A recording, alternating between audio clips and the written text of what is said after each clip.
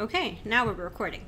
Hello, my name is Jillian. My name is Yolanda, and welcome to The Pemberley Podcast. Exclusive to Patreon. Ooh. We're recording this first bit of our podcast. We're actually recording the Darcy Day episode. This is a big one. So you'll get to watch a bit of the video part of this as we record and just see what we do. Yeah. We've already outlined the episode out, and we're just going to get started. So as we do, we'll just get into it. Welcome to my home. Yeah. Jillian, we have finally arrived. We are at Darcy Day. We've been, I know it's only been, 4 or 5 Pemberley Podcast episodes. Yes. But it's been weeks and weeks and weeks. And then we had that interview with Maxwell Glick. Yeah. And finally we're here at Darcy Day. We're finally here. It's been a much anticipated episode. I don't think not just for our listeners, but for us. Yeah. Because it's so funny. We've seen the series before, so we kind of know where the highs and lows are. And this was a really, really big high. Yes, for sure. And before we actually get into the episode, we want to give a quick shout out to our new patrons on Patreon. Woo! We are so grateful to Haley Hansen and Grace Falls, Woohoo! who are now donating to our Patreon page. And they get access to cool stuff. Yeah, we just recorded a bonus VidCon episode will be up there for the $3 tier. So if you too would like to support this podcast, feel free to go to patreon.com/thepemberley and, whatever amount you want to do and to support us, go ahead. We appreciate it. But you get the cool stuff for $3. Yes. We talk about our interactions with Hank. Yeah. So if you want to hear about that, we're not going to talk about it here. And actually, we're recording this portion right now for video as well. Yeah. So that's also a tier on our Patreon. So if you've always wondered how gorgeous we are. How glamorous the podcasting process is. How just beautiful my apartment is and decorated. Sarcasm. Then you're gonna want to get access to this video. Yeah. And more to come. Feel free to check it out. Oh yeah. Or not. So now, let's get into it. Doing a drum roll. Can the mic pick up my drum roll? Most definitely. Good. Episode 59, Staff Spirit, written by Kate Rorick. This was definitely our Darcy teaser. Oh yeah. We saw him neck down, no face, more than we've ever gotten. Yeah. But still not everything. So just to recap, the last we heard about Darcy was from Fitz in being the best friend that he was in tearing Bing apart from a girl that was not good for him. She just cared about his money. She wasn't that into the relationship. And Lizzie's listening to this, shrinking and growing a pouty face. And he's like, oh yeah, he really did his friend a solid. This girl was bad news. Yeah. Just a dumb golden retriever. Yeah, exactly. So loyal, so No. And then Lizzie's just forming a hard line. Yeah, so that's where Lizzie picks up in this episode. It's been 3 days. Mm-hmm. She's still very angry. So pissed off. And finally, she's releasing and unleashing everything that she's ever wanted to say. Because Lizzie's shown so much restraint throughout the series about Darcy. She's really letting loose. I forgot how angry she gets in this episode. Because if you think about it, up to this point, Darcy's been, kind of rude, kind of antisocial, and it's more he's just unpleasant to be around. But this is the straw that broke the camel's back. He interfered in her sister's personal life, and she's brokenhearted. Lizzie can get attacked, she can get made fun of, she can be insulted, but when it comes to someone going after her sisters, Jane, that's where she draws the line. Mm-hmm. She's very protective of her family, despite always making fun of them. Yeah, she cares. But she definitely cares. And she's like, it's been 3 days. And I imagine in my head that she actually timed out the number of hours, minutes, and seconds as to when she found out that Darcy was responsible for breaking up Jane and Bing. Yep. And Charlotte steps in. She's a good friend. She comes in ketchup garb for the Halloween party. Which Charlotte has no idea Charlotte is also living in blissful ignorance about the Darcy situation. It's Halloween. I'm a ketchup bottle. Let's go. Just so she could be an adorable matching mustard Maxwell Glick. Yeah. When Charlotte knocked on the door, I forgot that it wasn't Darcy. So my heart just stopped. I'm like, is it happening? It's here already? But, and then it's Charlotte. And then it sank because you're like, oh, it's just Charlotte. Whatever. Whatever. We love Charlotte. We do love Charlotte. And Julia Cho. Hi, Julia. Hi. And, Charlotte makes her excuses for her friend, and we get to see... Oh, well, that's the thing. Is like, Collins is so oblivious to what's going on. He's like, Miss Bennet, you aren't ready yet. What's going on? Love how oblivious the men are in this series. They aren't the most observant of characters. I know. Mr. Collins is one thing because he's like living in his own world, and he's like, oh, isn't everyone as obsessed with the video making? He's just like the little hairy Pillsbury Doughboy. You have Collins not noticing Lizzie. Fitz doesn't notice how angry Lizzie is getting next to him. Bing just doesn't notice conflict. Bing's just like, oh, another video letter to Charlotte. Oh, what a good friend, because Lizzie can't text or anything. Yeah. And then what about Wickham? He was just kind of in his own little handsome bubble, I think he was very observant, but he pretended to not be observant. He played dumb. But he's smart in a very mean way. Yeah. Oh, yeah. But we're not complimenting him. We're not complimenting him at all. Just interesting thing about the men in this series. Yeah. But she gets very, very, the most anti-Darcy I think we've ever seen her. Yeah. Because now she's out for blood because he's hurt her sister. She has the proof. Fitz wasn't even gossiping. It's kind of the truth because he was like, yeah, let me tell you about how my friend tried to save his other friend. Yeah. And she's at her peak anti-Darcy when a figure swoops into the room and knocks on the lower half of the door. She's ranting about how tired she is of Darcy and tired of everything. She's able to turn any conversation into Darcy. It could throw out... what a beautiful day. You know who would ruin this day? Darcy. Exactly. She could be drinking water and be like, who hates water? Darcy. You know who wants to take the clean water away from kids?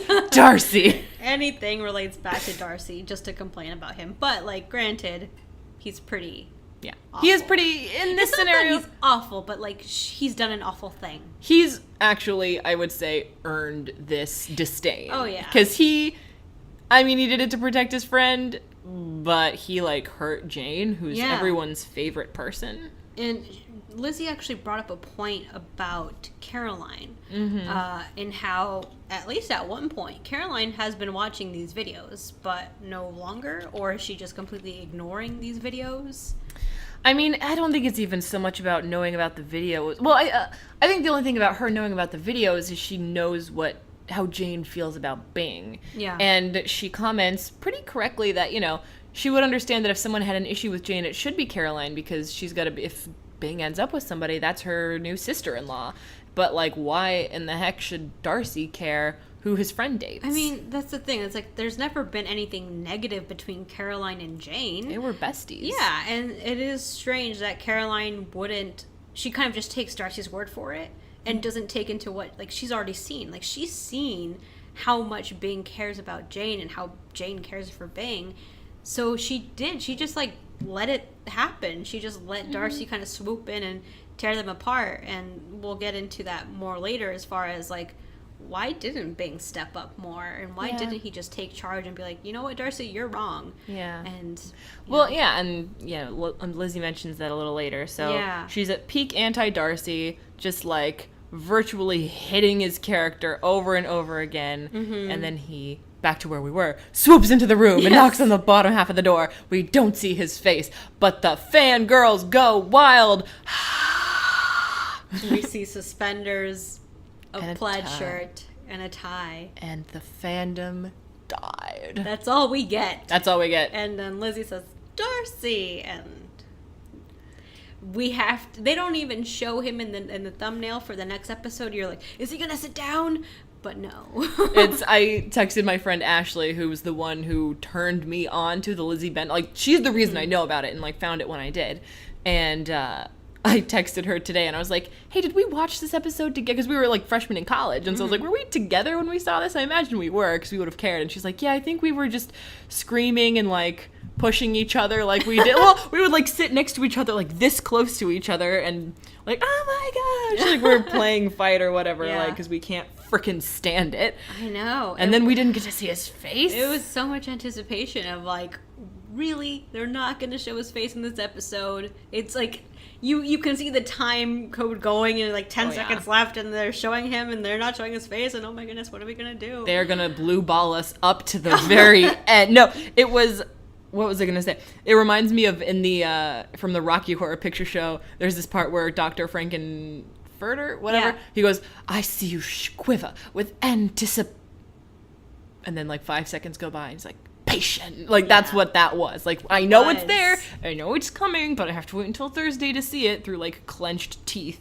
But we reached out. We want to give dedicate a moment to our fans right now, because we asked you on Twitter earlier to talk about your reactions to first seeing Darcy. And why don't we read a couple of them? Yeah, and I'm glad we got so many responses. Also, thanks to the fact that we did tag Daniel Vincent Gord. Yeah. And he retweeted us. He retweeted us. Darcy he retweeted knows us. we exist. We're so popular. He can't deny it. We have Twitter proof. I mean, no one's ever denied like hearing about them. I know. They're like, oh, like, I just don't know who you are, because everyone's nice. Yeah. So Jay Shields said, I first discovered the LBD a couple episodes before Darcy Day, so while I was excited to finally see him, I don't think I felt as excited as everyone else who waited so patiently, especially since I kind of figured it would be the rejected proposal scene, and I just can't handle that kind of secondhand embarrassment. I relate. Like, the secondhand embarrassment is real. Oh, yeah. Nerali at Fireboard Sparkler said, OMG, Darcy Day was one of the most beautiful days in my lifetime, but I remember so many people hating him at first, just like Lizzie. Ooh, poignant. Yeah. Emily at Hear Me Snark says, oh, cool. Honestly, it was less about the actor than the arrival in capital. It's capitalized. I thought the timing was brilliant, and that shone brightest. That isn't to say he didn't do a great job, but only to say that I have stronger first impressions of writing than of actor choice. Emily at EmmyX wrote us a long, lovely note, who said, hi, ladies, let me take you back to the wee hours of March 2013, the 23rd to be exact. That was when the 10th Q&A aired. It was around 3 or 4 a.m., I believe, and I had been marathoning LBD since a little after 12. Good God. I remember specifically telling myself that I had to go to bed after watching episode 60, because after watching episode 60, I had things to do the next day. As one does. Needless to say, I didn't go to bed after that and continued on my binge. I was basically a sleep-deprived zombie and was full of feels the whole day. As were we. Yes.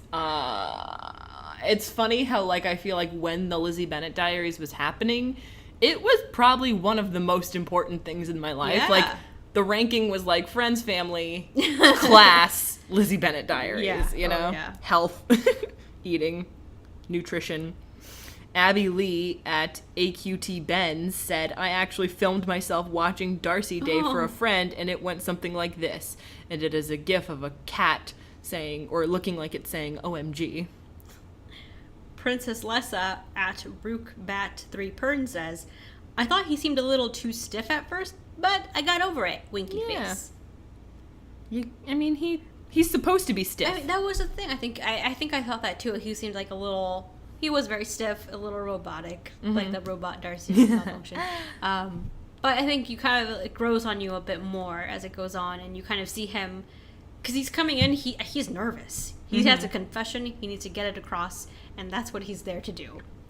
I mean, one of the things I really enjoy watching is Mary-Kate Wiles has her own YouTube show called Craftversations. Yeah. Where I'll provide a link in the WordPress page, but she basically has various her friends on as guests, a lot of which have been, stars of the Lizzie Bennet Diaries, and she asks them really great questions about their experience and how they felt. And something I've sort of heard as a theme is a lot of the girls were like, he didn't immediately strike me as the right Darcy, but he like really grew into the role. I mean, think about how hard that was. Like, how many times had he been costume theatered? I just made that a verb. No, I mean, there was so much expectation. People had their ideas of what he would look like and how he would act and all these different things. So there's no way he was going to meet anyone's expectations. I would say everyone's, not anyone.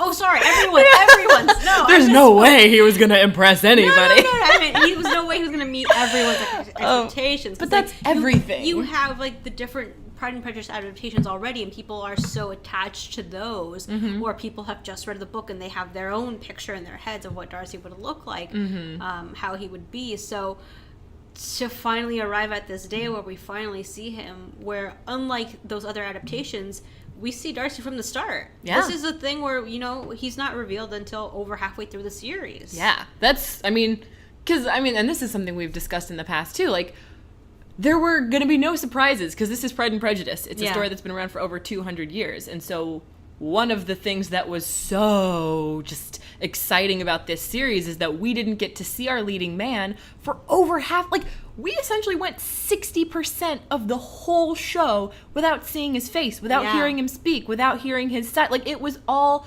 talking about him without actually seeing, like, without involving him in the process. It was amazing. Pretty crazy. Very crazy. Thank you for watching this portion of the video podcast. Hopefully we'll have a better camera to record all of it next time. Yep. Thanks again for watching. Bye.